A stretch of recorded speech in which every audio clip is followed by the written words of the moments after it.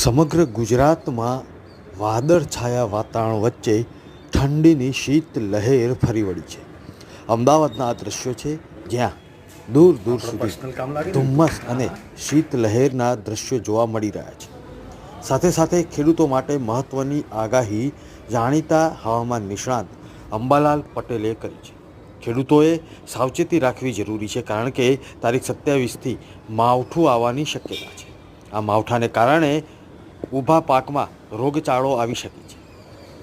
કેવો રોગચાળો આવશે અને ખેડૂતો પાયમાલ થઈ શકે છે જો સાવચેતી નહીં રાખે તો. તારીખ 27થી લગભગ 28-29 કોઈ ભાગમાં 26 ડિસેમ્બરથી માવઠાનો રોગ છે. ખાસ કરીને ઉત્તર ગુજરાત, પૂર્વ ગુજરાતના ભાગો, કચ્છના કેટલાક ભાગો, મધ્ય ગુજરાતના ભાગો અને દક્ષિણ ગુજરાતના ભાગોમાં છે. ત્યારે કમોસમી વરસાદ પછી ઊભા કૃષિ પાકોમાં રોગ આવવાની શક્યતા છે, જેમાં શાકભાજીના પાકો, રીંગણ વગેરે પાકોમાં એને ફળ કોરી ખાનાર ઈયળ, બોરડ હેલોફિસ આવવાની શક્યતા રહેશે.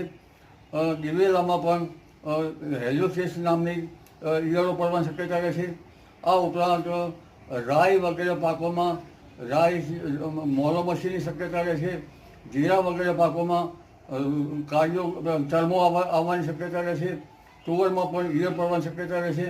એટલે આ બધી બાબતો જોતાં હવે ટામેટો, રીંગણ, અન્ય કોબીજ, અન્ય શાકભાજી તેમજ તુવર વગેરે પાકમાં પાક સંરક્ષણના પગલાં લેવા યોગ્ય રહેશે.